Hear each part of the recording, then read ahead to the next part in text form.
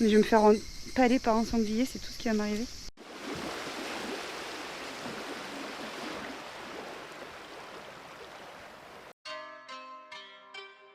Kyoto est l'ancienne capitale impériale du Japon et incarne plus de 1000 ans d'histoire. Elle est mondialement connue pour ses torii rouges, ses ruelles mythiques, ses forêts de bambou et ses temples. On savait qu'on mettait les pieds dans l'un des endroits les plus touristiques du pays. Et on va être honnête, on n'a pas accroché tout de suite comme ça avait été le cas pour Tokyo. On y a passé 3 jours intenses, avec une escapade à Nara. Mais peut-être que cette ville ne se révèle pas au premier regard.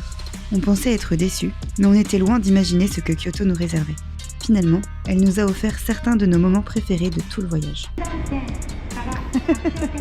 Pour nous rendre à Kyoto, on a pris notre tout premier Shinkansen, le train à grande vitesse japonais. Il peut rouler à plus de 300 km/h et on s'attendait à être plaqué au siège et à vibrer dans tous les sens. Mais en réalité, c'est ultra smooth. On devait avoir 4 jours complets ici, mais on était crevés alors on a pris le temps de se poser un peu. On est sorti faire un tour au Nikishi Market, juste à côté de notre hôtel, et c'est tout. Du coup, on peut dire que la première journée commence maintenant.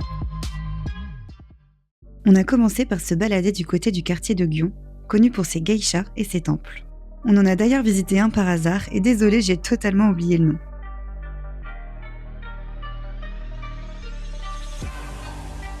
Mais comme vous pouvez le voir, le temps n'était pas du tout de notre côté. On n'est pas exactement sur l'ambiance carte postale qu'on voit partout sur Insta. On arrive à Gion, mais il pleut beaucoup. Il y a même une tache sur ma caméra.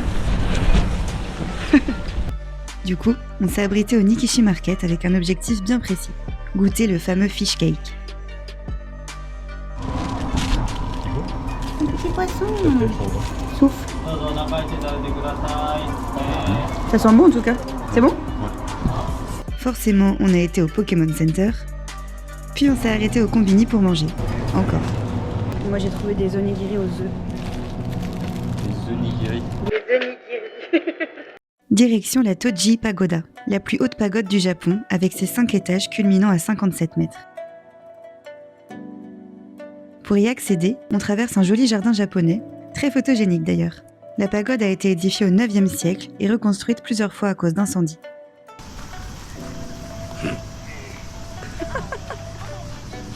Le papy. Voilà.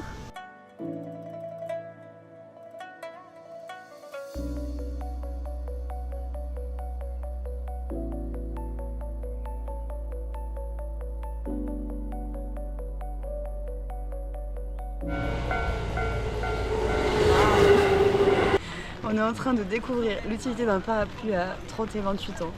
Franchement, c'est bien. Hein. T'es dehors et t'es pas mouillé. Ça part la pluie. Ça part la pluie.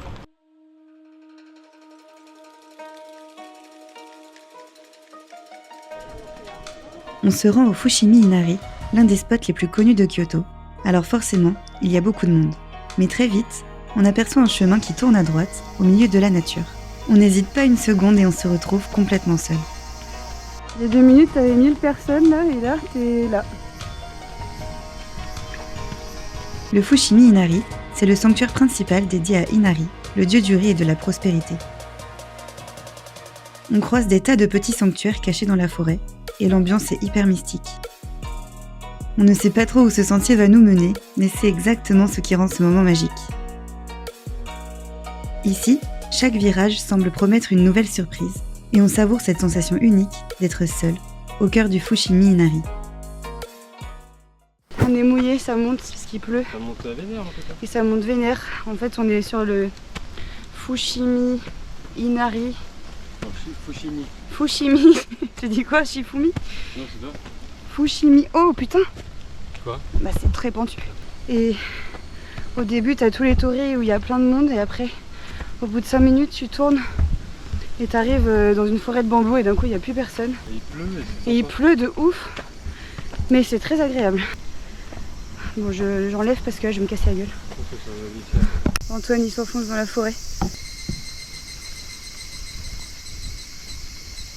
T'as peur? J'ai direct entendu un bruit. C'est vrai? Direct. Essaye. Vas-y, essaye. Moi, j'ai trop peur. Allez, vas-y. Essaye. Allez, vas-y tout seul. C'est moi qui vais me faire bouffer. Allez. Tu Bon. fais 30 mètres. 30 mètres? Avec les oiseaux là. Mais je vais me faire palée par un sanglier, c'est tout ce qui va m'arriver. Allez.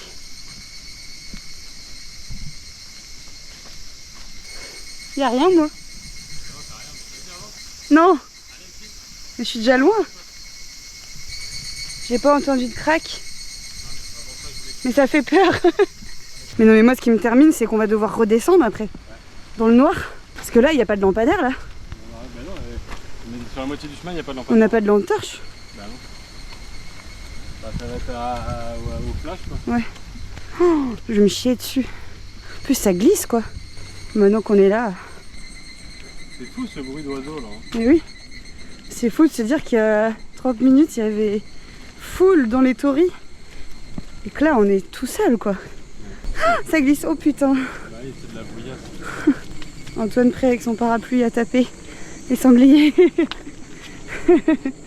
avec de mes chaussures, regarde, elles sont oranges. En même temps le chemin, c'est ça quoi. On doit marcher sur l'espèce d'argile, je sais pas ce que c'est, mais. Ah, il y a des tories. Attention, là c'est profond. Là. Ça y est, il y a des tories. Putain mais sérieux. Et là c'est pareil, là on se retrouve là. Et ça veut dire que quand on revient, on doit tomber par où? Par là ou par là? Je sais pas. Attends regarde, il y a un chemin, il y a un panneau.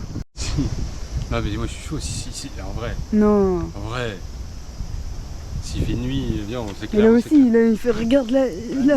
Là on verra, quand on arrivera, on verra. Ouais, moi je pense que ça va être par là. Moi je serais chaud à passer par là. Pourquoi faire? On va C'est tomber. rigolo. Ouais, en fait je pense que tu montes par des marches depuis un certain temps. On a fini par retrouver les fameux tories rouges qui rendent ce sanctuaire si célèbre. Ces portes traditionnelles ont été offertes par des fidèles et chacune porte le nom de la personne ou de l'entreprise qui l'a financée. C'est complètement fou de se dire que ces allées sont les résultats de milliers de dons et que chaque torii a sa petite histoire. Sérieux, c'est trop stylé de ouf. Ce qui est bien, c'est que tu sais, il pourrait y avoir un monument, un truc. Il y en a un gros partout. truc. Là, c'est fouillis, regarde. La 15, une petite torii. Pourquoi tu vois? C'est hyper stylé. On ne regrette pas du tout d'avoir visité cet endroit le soir. L'ambiance est complètement dingue, ça rend le lieu encore plus magique. C'est vraiment l'un des moments qui nous a le plus marqué depuis le début de ce voyage.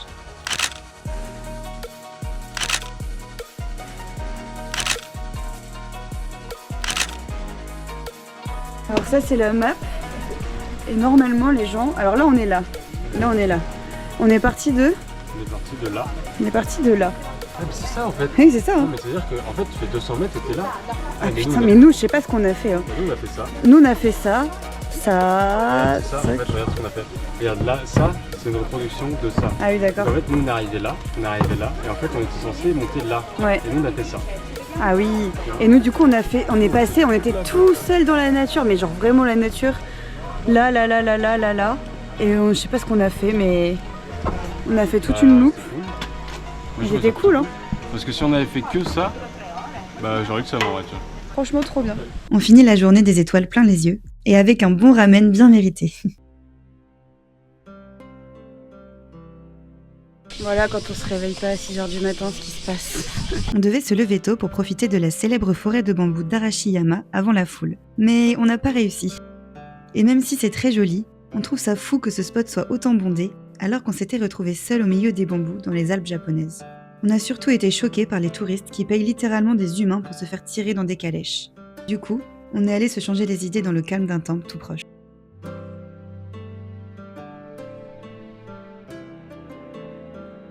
Il y a plein de petits singes partout. Direction l'Arashiyama Monkey Park, où plus d'une centaine de macaques japonais vivent en totale liberté. Ici, ce sont les visiteurs qui sont dans des zones limitées pour les observer, et le tout est très encadré. Des soigneurs sont présents pour garantir le respect des singes, et les règles sont strictes.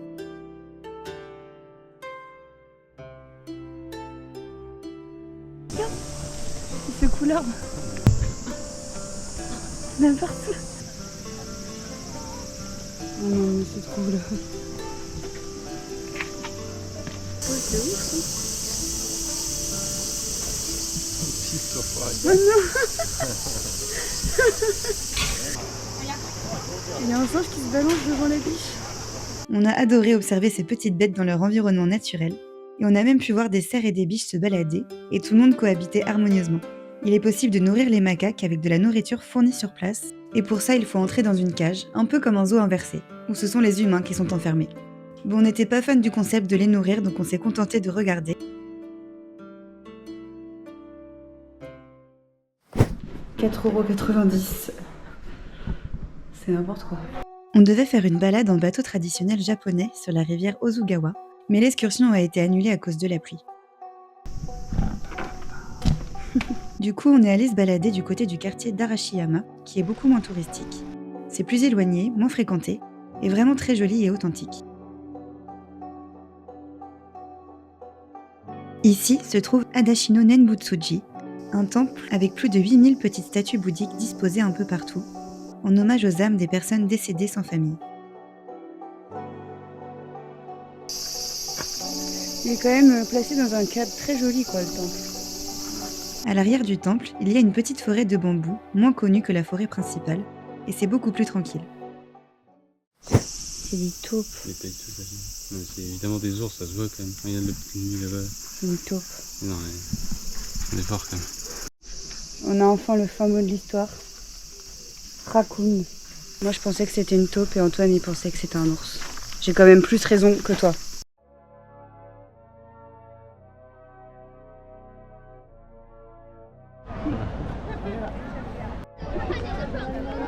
Regarde, j'essaie de demander à manger. Petite escapade à Nara, la ville célèbre pour son parc aux cerfs. Cette ville est pleine de temples et de jardins, et ici les cerfs sont vénérés depuis des siècles. Ils se promènent partout dans la ville et on a adoré être entouré de tous ces animaux. C'est vraiment impressionnant d'en voir autant de si près, et en même temps c'est très touristique. Même si les cerfs semblent respectés, on se demande quel impact tout ce monde a sur leur bien-être.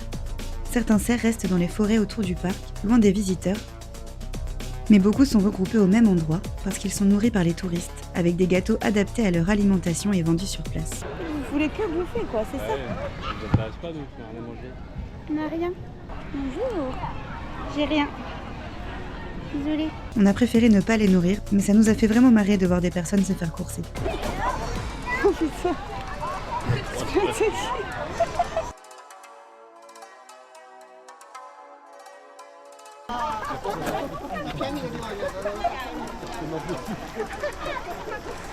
Les scènes sont assez drôles, car il faut se prosterner et le cerf se prosterne en retour avant de manger.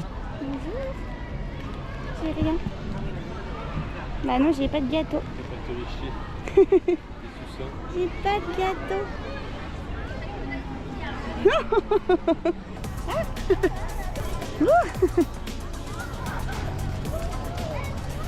Regarde comment il la suit. Antoine avec son copain. On a aussi visité un temple dans le parc, toujours avec les cerfs qui rôdent comme des petits rois.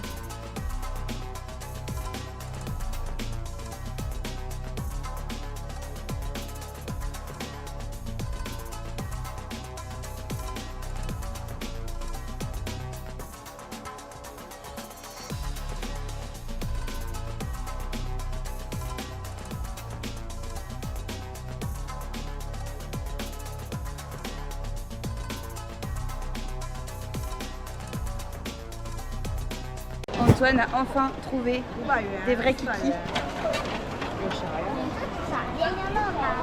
La gueule du kiki. T'es content? Je suis très content. Il a eu le plus nul de tous les kikis. Ouais, je peux l'accrocher. Je peux l'accrocher là si tu veux. Ouais, bah t'es obligé de le porter. Hein. Non. Bah enfin, il y a un mec qui vient d'aller voir Antoine, il lui a demandé comment il s'appelait. Et il lui a fait un beau dessin qui est censé représenter son prénom. On voit pas. T'es heureux? Ouais, je suis heureux là, j'aime bien. J'ai un whisky, j'ai un bobard en bois, petite musique. Franchement, c'est cool.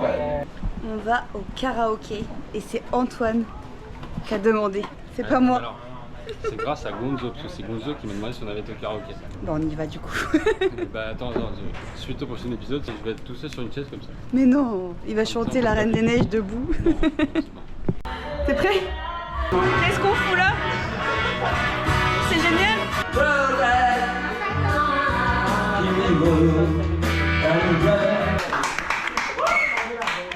Bon les gars, je vais me taper la honte.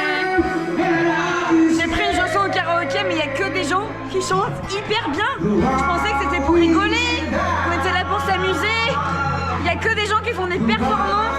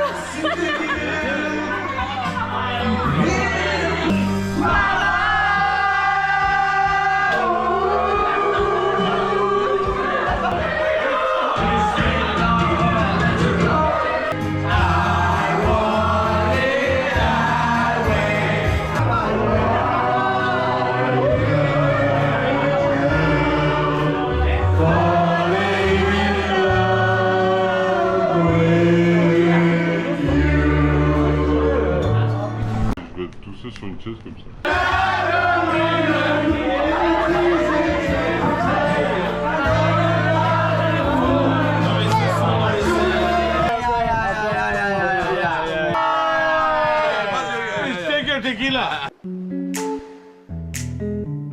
On va voir Harry Potter. Il va y avoir des grosses pluies. Il y a tous les manèges qui sont arrêtés. C'est 35 degrés et c'est comme ça tous les jours. Un petit